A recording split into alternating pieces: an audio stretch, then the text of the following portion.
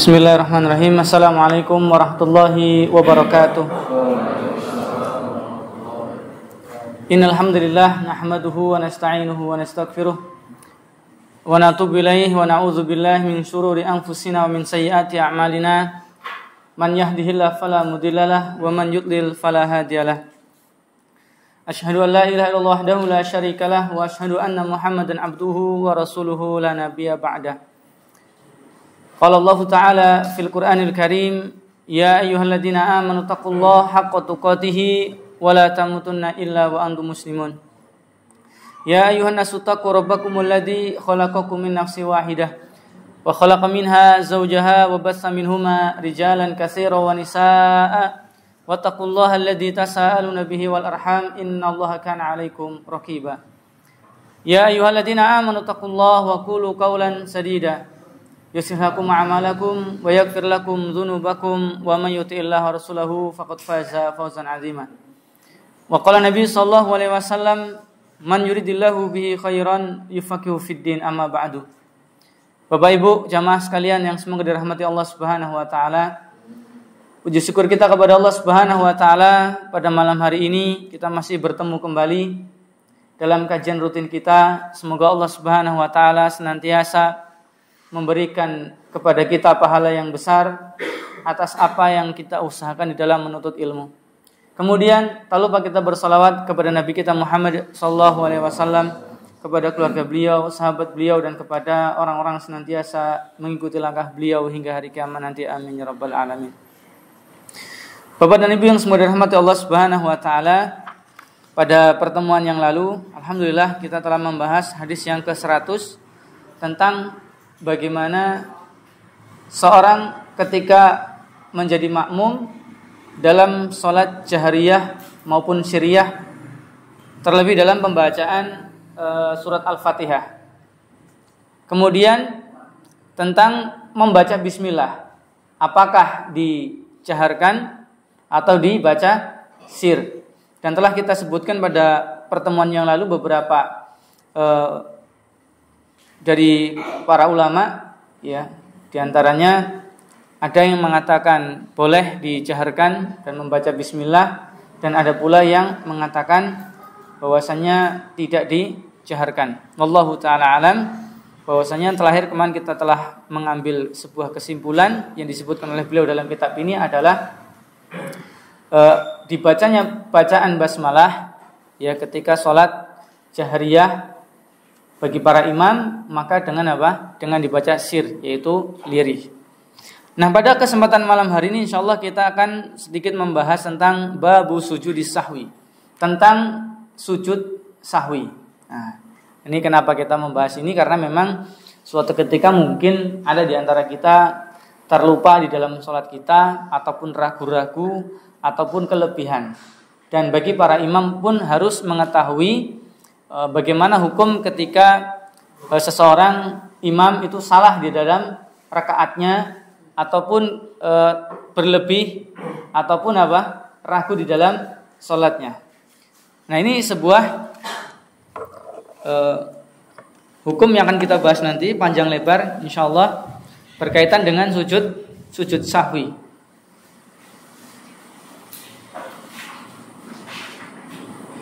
Agak keras ini.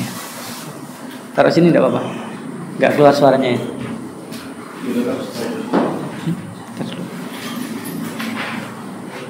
Oh, keras banget ya. Enggak bisa yuk. Enggak bisa. Oh, dicantol lama ini aja. Bisa.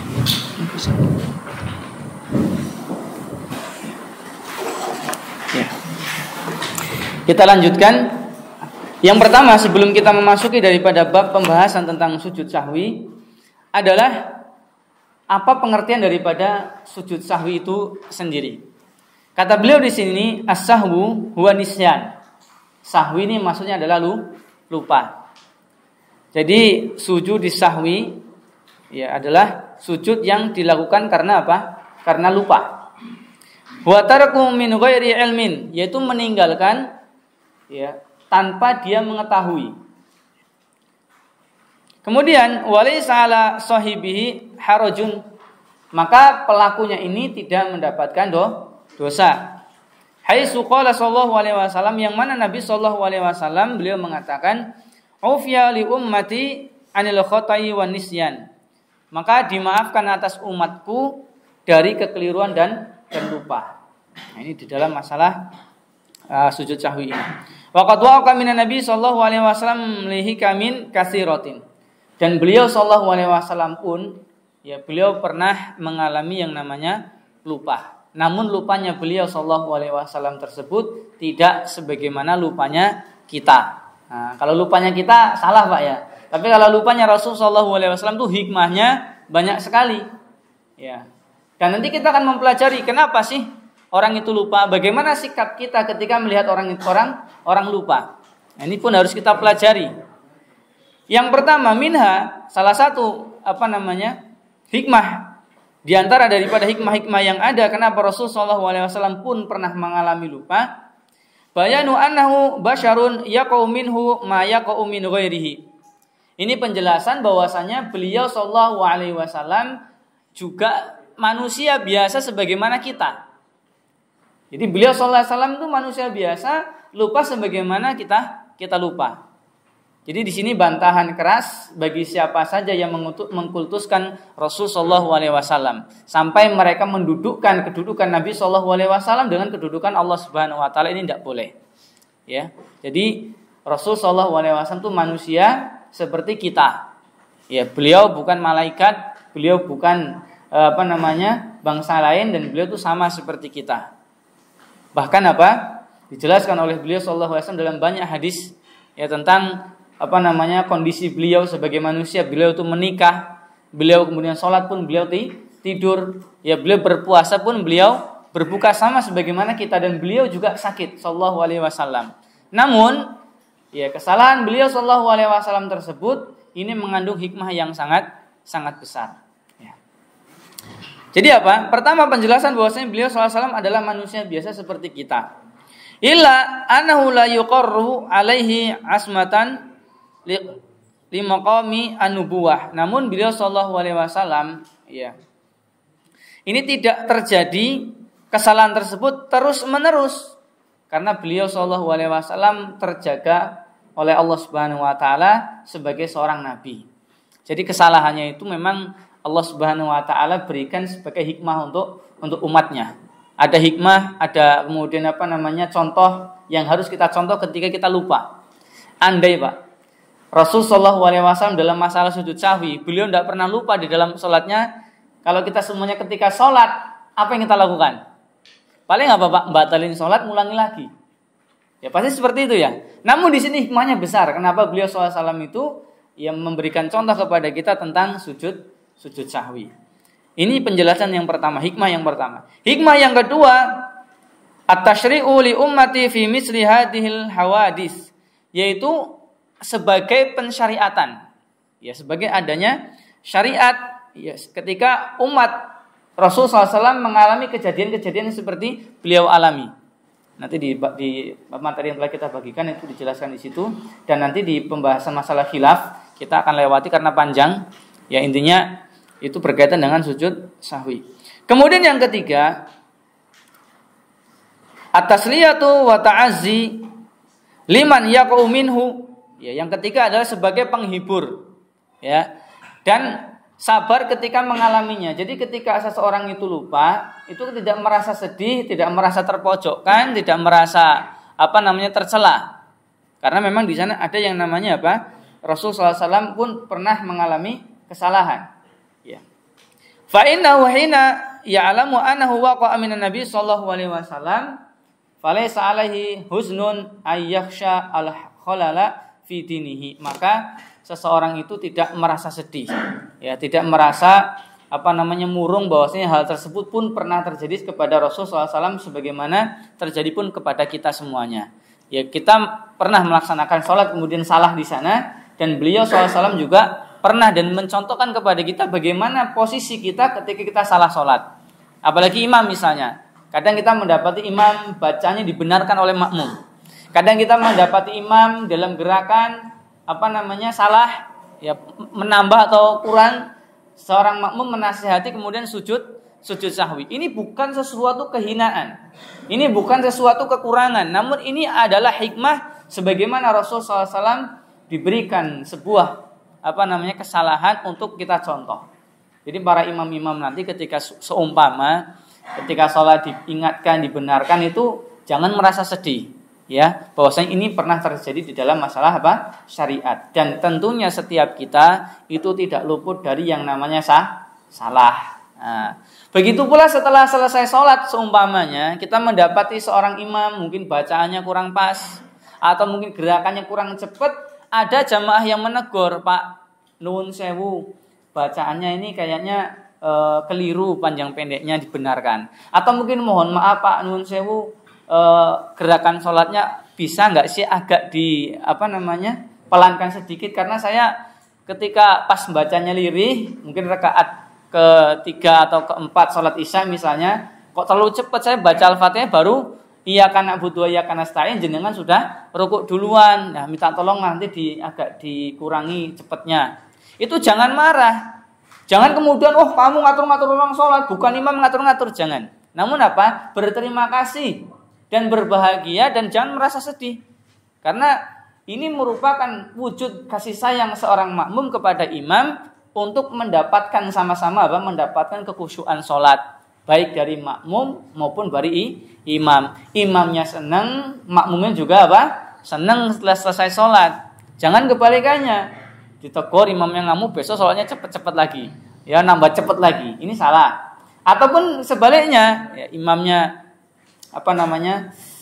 terlalu cepat, kemudian diingatkan, ya makmum harus pandai-pandai mengingatkan dengan cara yang baik. Nah, ketika imamnya mungkin bacanya agak panjang, ya makmum juga harus berusaha. Intinya semua kita kembalikan kepada Rasul SAW mengajarkan kita sholat, harus kita latihan. Misalnya itu tadi, imam diingatkan untuk tumakninah atau bacaannya yang benar, itu harus menerima. Makmum juga demikian, kalau imamnya mencoba mempraktekkan sunnah, misalnya sholat isya mungkin agak panjang sedikit, ya pertengahan, karena biasanya cuma 30. Ketika imamnya sudah mencoba menaati sunnah, maka jangan marah, makmum harus ikut membiasakan sholat supaya tidak terlalu cepat. Nah, ini hikmahnya. Ila qadzalika min asrarillahi ta'ala, dan banyak sekali dari hal-hal yang tersembunyi, hikmah-hikmah yang tersembunyi kenapa kok kita berbuat salah. Tidak hanya di dalam masalah sholat saja. Ya, kita sebagai seorang hamba ya, tentu pernah mengalami kesalahan. Kita pernah jatuh kepada kekeliruan. Baik itu kita kekeliruan dalam ucapan maupun perbuatan kita. Nah, kita sebagai orang yang bersalah, diingatkan itu jangan kemudian kita marah. Kita harus menerima. Ya, ketika nasihat tersebut adalah nasihat yang baik. Nah, orang yang mengetahui saudaranya berbuat salah, ya, maka jangan langsung ngegas. Udah ngaji kayak gitu, kemudian dengan kata-kata yang keras misalnya. Enggak demikian. Harus kita memahami dia manusia berbuat salah, suatu ketika kita pun bisa berbuat salah. Sehingga ketika kita melihat saudara kita berbuat salah, ya kita jangan kemudian langsung mencela. Jangan langsung marah-marah menasihatinya dengan nasihat yang baik. Loh, itu udah ngaji Ustaz. Apalagi itu udah ngaji lama, itu salah, kemudian kita nasihati dengan bahasa yang keras, itu jangan. Ya, kita pun pernah melakukan perbuatan salah, dan kita sebagai seorang muslim ketika melihat saudara kita berbuat salah dan dia kemudian berubah, ya, maka kondisi yang harus kita lakukan adalah kita membenci kesalahannya tanpa membenci orangnya. Kita lihat berapa banyak sahabat Nabi yang dulunya sebelum diberikan hidayah Islam, mereka menjadi musuh Islam. Ya, ada sahabat pula yang berbuat salah, tidak ikut perang. Maka setelah dia bertobat kepada Allah dan mereka diterima tobatnya oleh Allah Subhanahu wa taala, apa yang terjadi? Tidak pernah Rasulullah SAW menyebutkan sedikit pun kesalahan-kesalahan mereka. Ya, Rasul tidak mengatakan, kamu dulu menyerang kami, tidak. Rasul kemudian tidak mencela orang yang berbuat salah ketika memang dia sudah bertobat. Ada sebuah kisah pula. Seorang yang berzina kemudian dirajam, dilempari sampai meninggal dunia. Ada beberapa sahabat kemudian mencela. Dan Nabi SAW melarang hal tersebut. Andai saja, kata beliau, ya tobatnya orang tadi dibagikan seluruh penduduk Madinah, itu niscaya akan mencukupinya.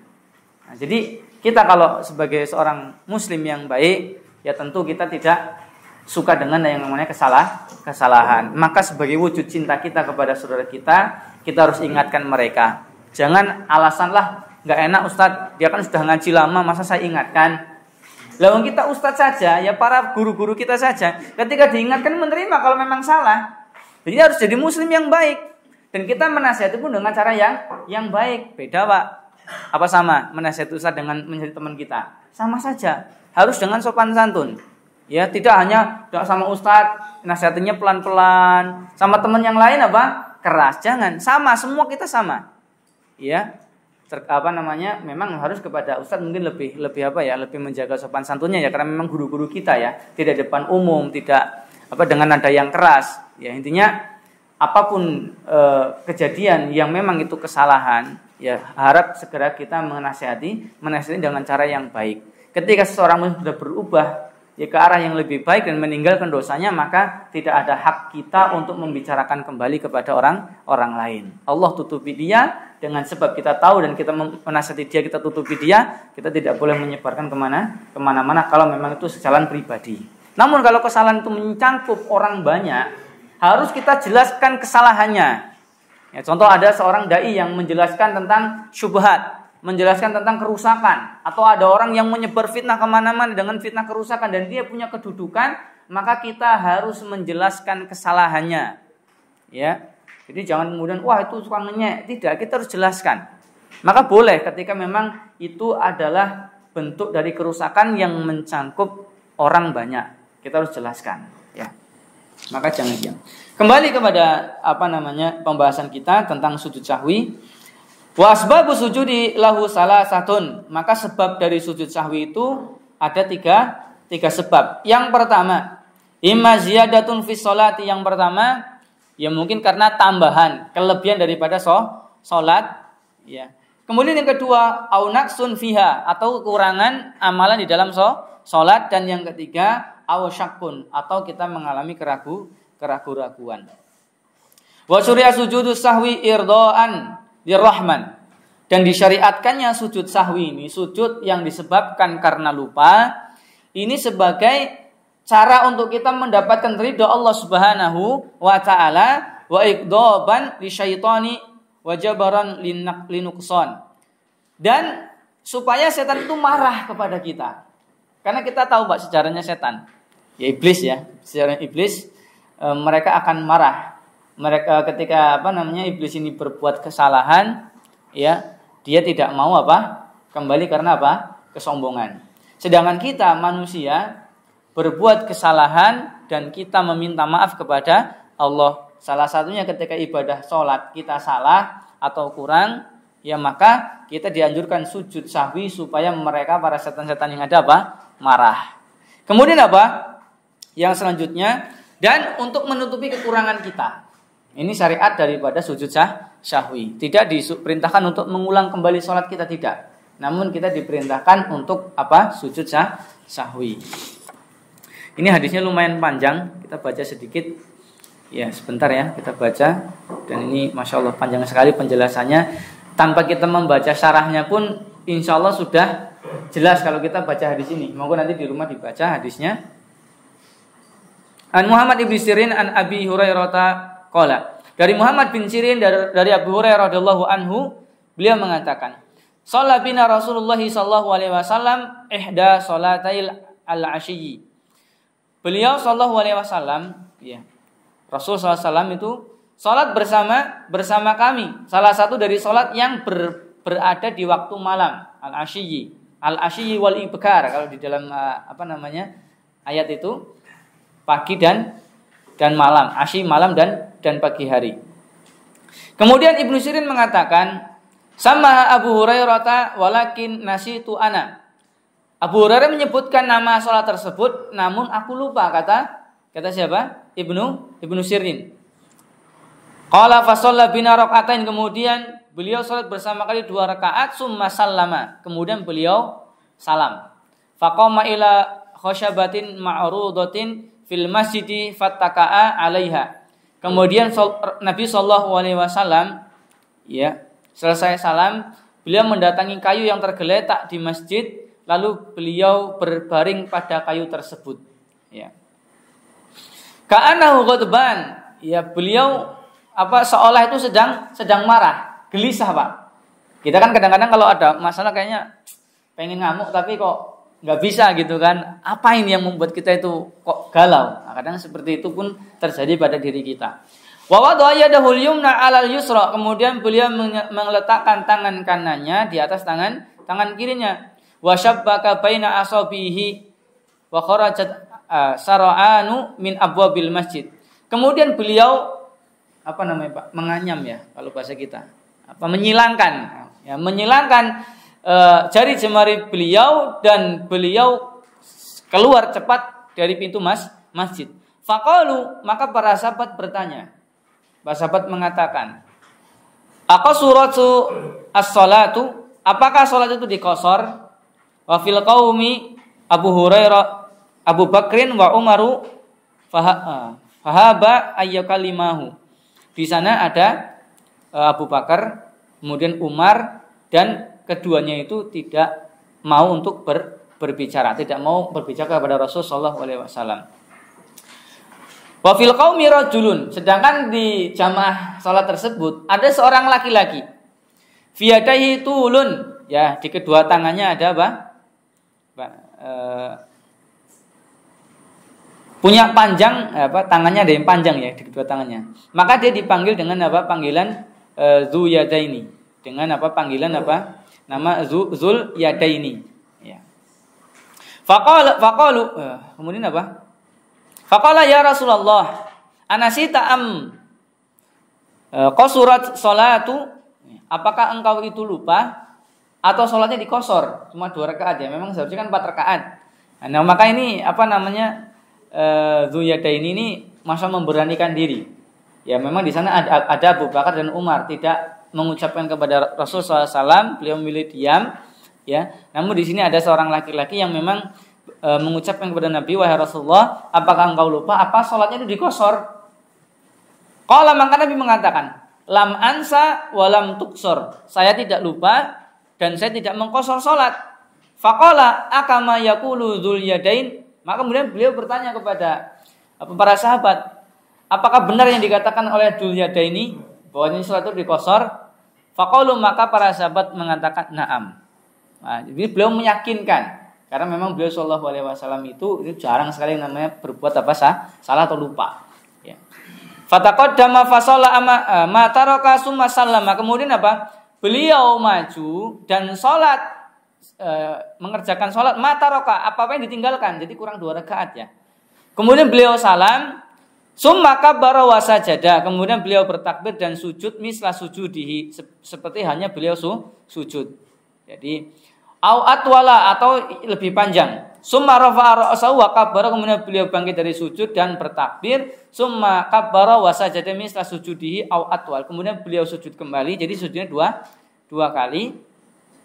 Au atwal, atau lebih panjang dari itu. Summa rafa'a ra'sahu wa kabbara, kemudian beliau bangkit dari sujud bertakbir. Farubbama sa'aluhu summa sallama. Kemudian beliau sallallahu alaihi wasallam salam.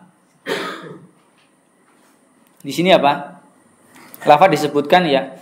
Apakah dalam hadis itu lafaz kemudian beliau salam, atau ia berkata aku mendapat berita bahwa Imran bin Husain berkata kemudian beliau salam. Jadi hanya dua sujud ya. Itu melengkapi. Hadis sahih riwayat Imam Bukhari nomor 482 dan Imam Muslim 573. Ini gambaran tentang sujud sahwinya Rasul sallallahu alaihi wasallam ketika beliau kurang di dalam sholat beliau sallallahu alaihi wasallam bersama para sahabat. Kita akan menjelaskan makna secara global.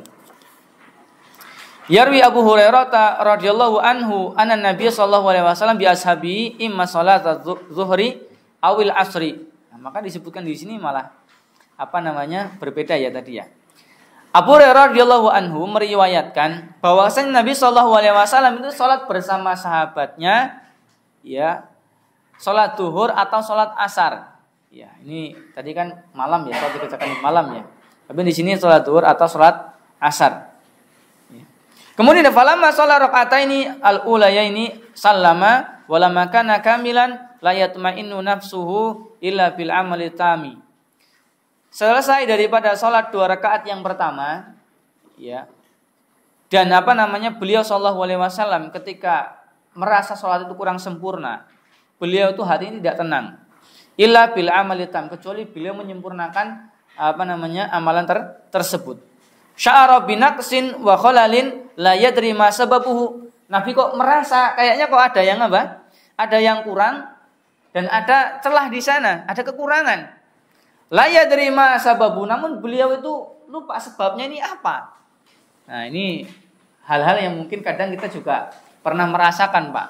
Bukan hanya dalam masalah sholat, masalah duniawi saja. Kalau kita lupaan mau berangkat, misalnya kajian, apa yang ketinggalan sih? Perasaan kayaknya nggawe kesuh, Pak. Benar atau tidak? Bikin kesuh. Nanti kalau sudah sampai tempatnya kok inget, oh ini ketinggalan, wah nambah kesuh lagi. Nah, ini ya tabiat manusia seperti itu semuanya ya. Kayaknya kalau ada yang keliru apa? Kok ada yang ketinggalan apa? Apalagi kalau HP. Nah, ini HP ini kan kadang buat apa? Risau. HP ketinggalan di rumah, ya kira-kira mumet atau tidak, Pak? Bingung, wah nanti ada orang apa pengen ke rumah kita atau mungkin ada apa, bingung. Apalagi yang HP-nya itu jarang dipegang sama istri, nambah bingung lagi. Ini wah, ketahuan ini nanti duit saya di mana berapa ketahuan di ATM misalnya. Ya, jadi ini sesuatu yang wajar karena beliau juga seorang manusia. Faqama ila khashbatin fil masjidi fattaka 'alaiha binafsin qaliqatin. Nah, Nabi sallallahu alaihi wasallam berdiri dan beliau itu apa? Ya, bersandar pada tiang masjid ya dengan perasaan gelisah. Jadi beliau sallallahu alaihi wasallam gelisah dan beliau seperti ini, menganyam jari jemari beliau. Beliau gelisah dan kemudian beliau menggabungkan tangan beliau seperti ini. Li'annahu nafsahul kabira tahusu bi anna hunaka syai'an lam yastakmilhu. Dan beliau sallallahu alaihi itu merasa ada yang sesuatu yang kurang itu yang belum sempurna selesai beliau mengerjakan salat tersebut. Dah. Ini salah satu hukum yang ada di dalam hadis ini, ya. Kita sebagai seorang muslim itu dilarang untuk menyilangkan jari jemari ketika kita menunggu salat atau selesai salat. Hikmahnya Allah Ta'ala alam. Jadi beliau ketika itu seorang kayak marah. Jadi ini sesuatu yang memang disebutkan oleh para ulama, kita dilarang tasbih, dan ada hadis yang menyebutkan pun demikian tentang dilarang kita tasbih ketika menunggu sholat atau selesai sholat. Maka kita semuanya kalau selesai daripada mengerjakan sholat, duduk, itu jangan sila kemudian ini ditaruh di mana? Ditaruh di paha ya, dengkul kita, kemudian tangannya seperti ini. Kadang-kadang orang nggak tahu, Pak. Atau pengajian juga sama. Jenengan kan lagi ngaji nih. Ini sama aja menunggu sholat, Pak, sampai waktu sholat berikutnya. Tidak langsung pulang.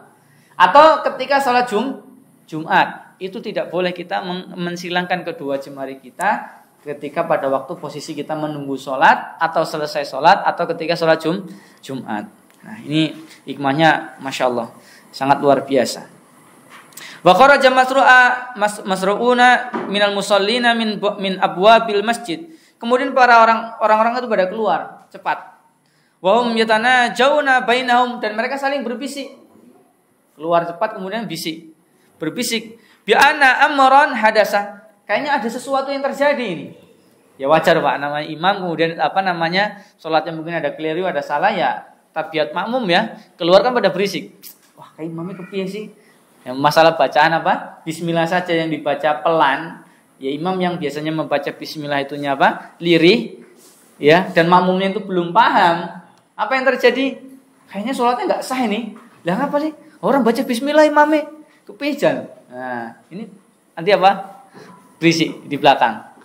Pernah kejadian juga ada saf depan itu kosong karena batal. Dan yang di belakang itu maju ke depan menutup saf yang kurang, yang bolong. Karena ini merupakan sunnah dan ini anjuran untuk menutup saf, atau yang samping geser atau yang belakang depan, intinya mendekat kepada imam untuk menutup celah tersebut. Selesai sholat itu orang sholat kok jalan-jalan, orang saya sholatnya batal, itu ribut akhirnya. Ini Masya Allah masih banyak orang-orang yang memang belum memahami di dalam masalah hukum-hukum sholat.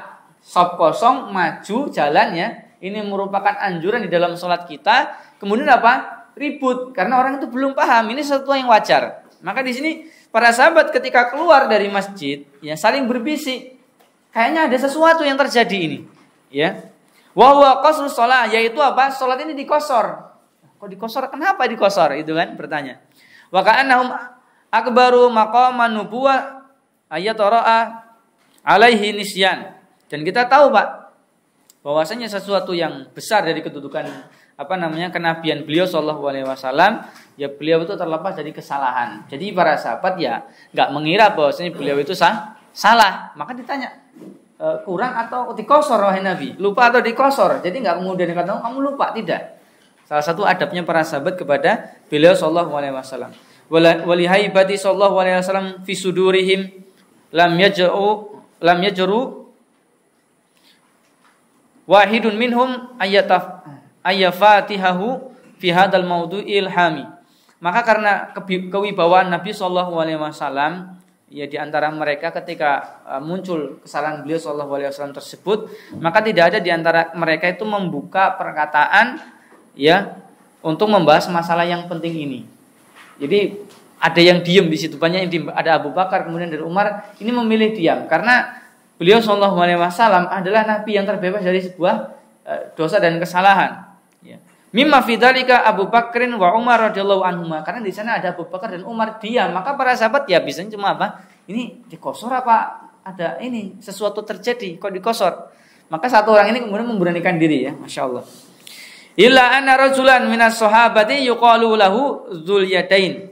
Ya, kecuali ada satu orang ini yang memberanikan diri dari sahabat yang disebut ya namanya julukannya adalah dzul yadaini, ya. Qata hadza samta bi an sa'ala an-nabiy sallallahu alaihi wasallam bi qaulihi. Dan memutus keheningan para sahabat.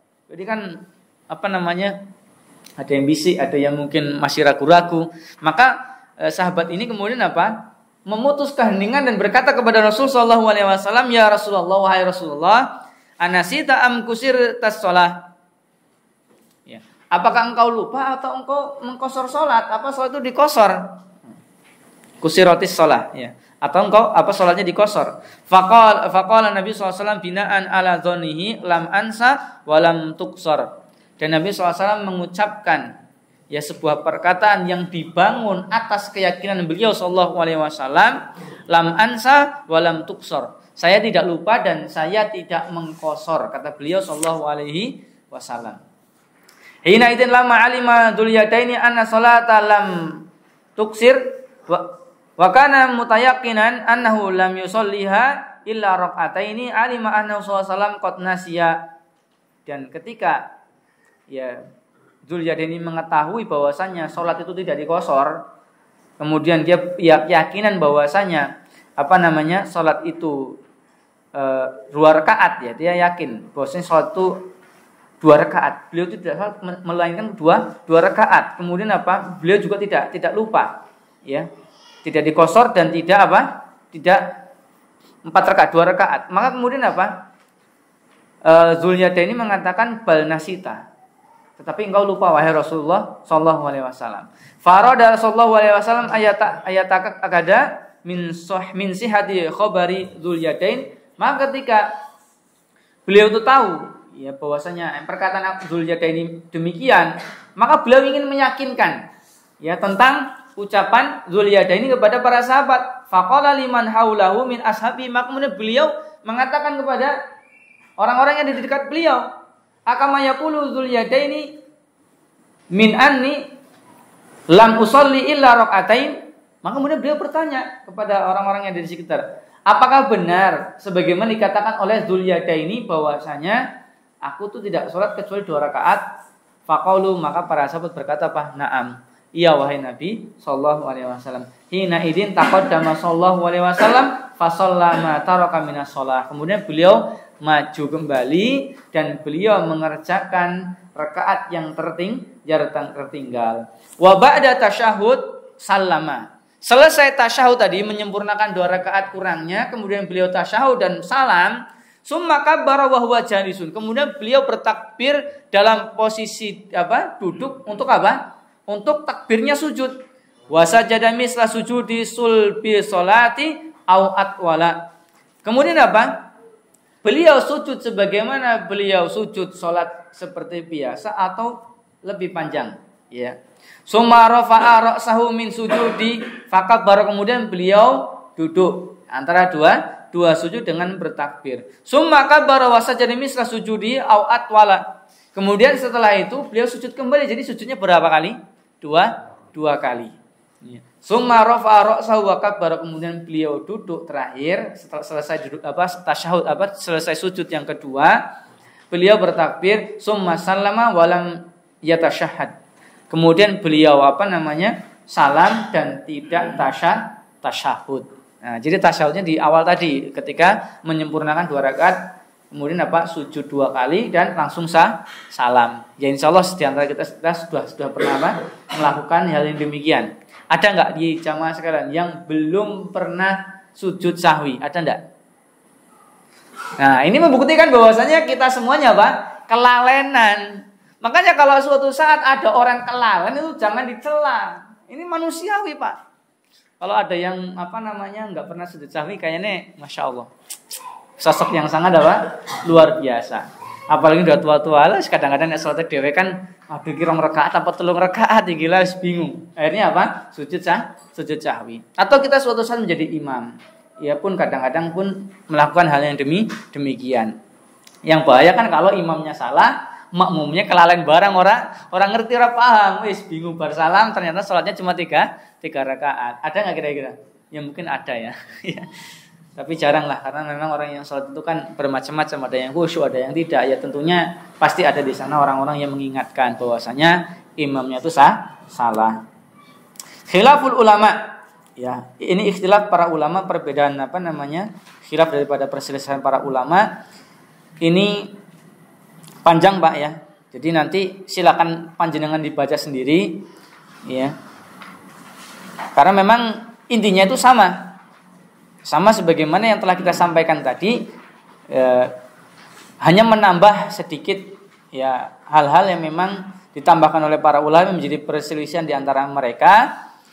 Intinya satu sabda Nabi yang kita bacakan di sini, kata beliau sallallahu alaihi wasallam dalam khilaf para ulama ini, beliau mengatakan inna ma ana basyarun ansa kama tansauna.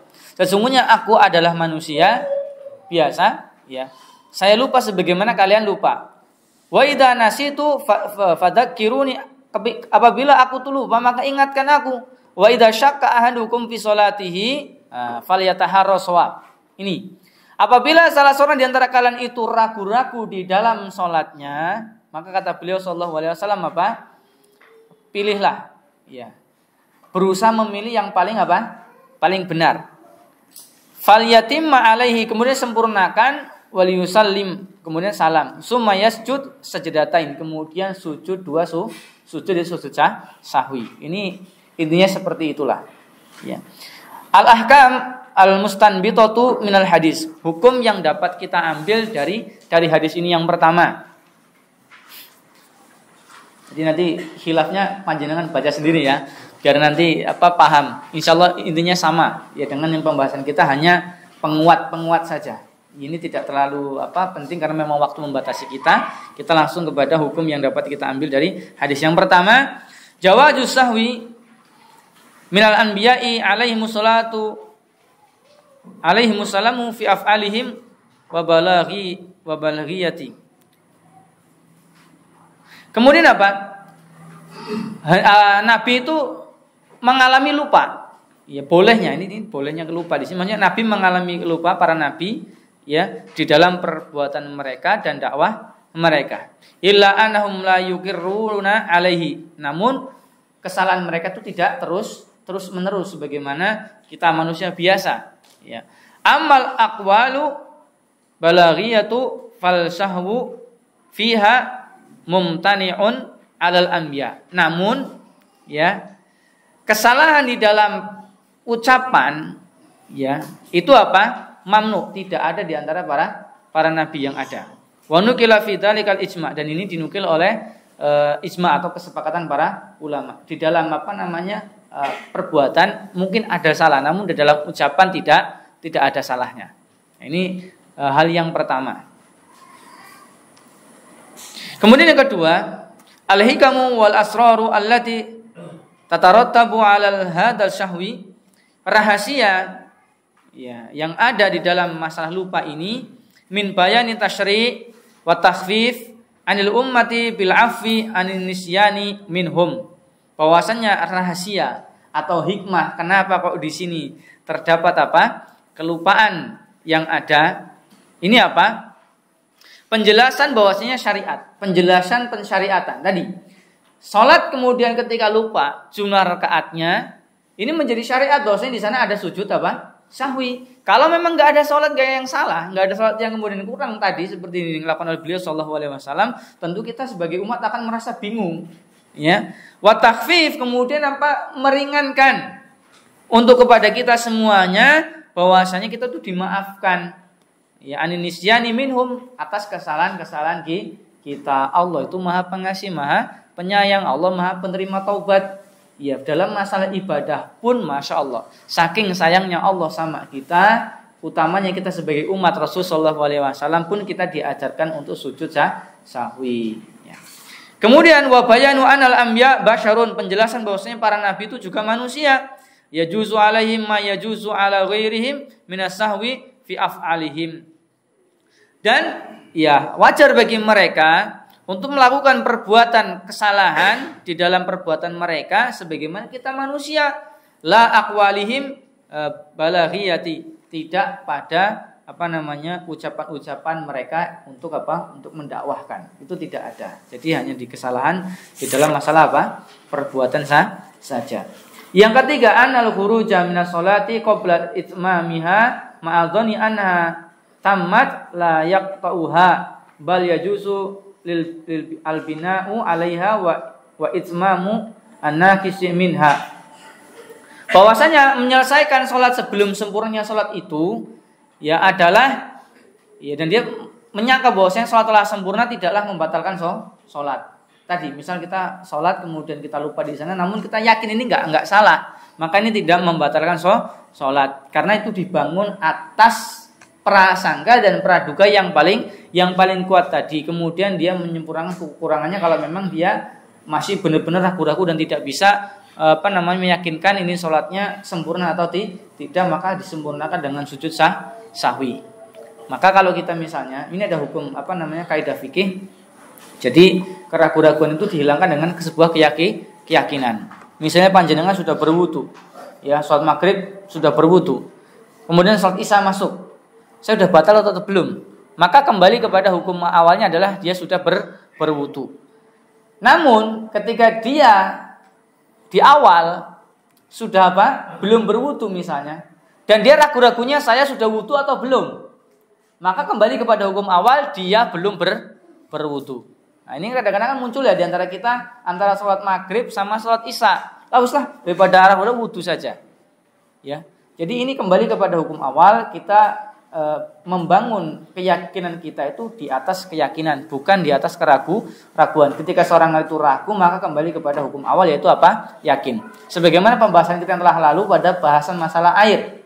Contoh kita di sungai atau di laut, ya, atau ada air yang memang itu jumlahnya banyak, air kali misalnya, ragu-ragu mau wudu di kali, lah kok ini kayaknya nanti ada orang buang air besar di sana, atau ada bangkai, atau mungkin ada hal-hal yang lain memang itu najis, maka kembalikan kepada hukum asal air suci. Begitu pula tanah. Ya, kadang kan kita lihat ada orang yang berkomentar tentang para istri yang memakai jilbab dan pakaian yang mungkin agak ngangsar lemah ya, ngangsar tanah. Nah, itu kan enggaknya kok mau klambi nyapu latar. Nah, seperti itu. Memang sholatnya batal. Ada najisnya itu, maka tidak bisa dibangun di atas keraguan-raguan. Kembalikan kepada hukum asal, baju adalah suci, dan kembalikan kepada hukum tanah adalah suci sampai memang benar-benar jelas di situ ada najis dan baunya ada, bentuknya ada. Ini bekas kotoran najis misalnya. Baru kita bangun atas keyakinan tersebut. Kayak contoh misalnya, kadang mungkin kita terdapat beberapa keliruan yang ada di masjid-masjid yang ada ya. Itu di masjid ada kan teras sama tanah bawah ya. Itu kan ada tulisannya batas suci. Ini keliru. Berarti dia menganggap tanah di bawahnya tidak suci. Berarti itu suci juga, Pak. Kembali kepada hukum asal tanah. Maka yang benar, di masjid itu tulis batas bersih atau batas alas kaki. Ini benar. Kalau dikatakan batas suci berarti dia menganggap keramiknya suci, tanahnya apa? Tidak suci. Ini sebuah kekeliruan yang ada. Namun ya mungkin maksudnya seperti itulah. Mungkin karena memang tidak paham dalam masalah suci atau tidak sucinya tanah, yang mungkin kekeliruan dalam masalah penulisan saja. Jadi nanti panjenengan kalau semuanya jadi takmir, jangan tulis batas suci namun batas bersih atau batas alas kaki. Wallahu ta'ala alam. Ini masih ada 1, 2, 3, 4, 5, 6, 7, 8 lagi daripada hikmah hukum yang dapat kita ambil dari hadis ini. Insyaallah kita bahas pada pertemuan mendatang, karena hadis yang ke-102 juga pendek. Insyaallah kita gabungkan dengan pertemuan mendatang. Wallahu ta'ala alam. Demikian dapat kita sampaikan pada kesempatan malam hari ini. Semoga sedikit ini bermanfaat. Nanti sisanya panjenengan baca di rumah. Kemudian besok kita insyaallah membahas hadis yang ke-102, namun nanti kita bacakan sedikit faedah-faedah hukum yang ada pada materi yang kita bagikan pada malam hari ini. Demikian Bapak Ibu sekalian, wassalamualaikum Muhammadin wa ala alihi wa ashabihi ajmain. Subhanakallahumma bihamdika asyhadu an la ilaha illa anta astaghfiruka wa atubu ilaik. Assalamualaikum warahmatullahi wabarakatuh.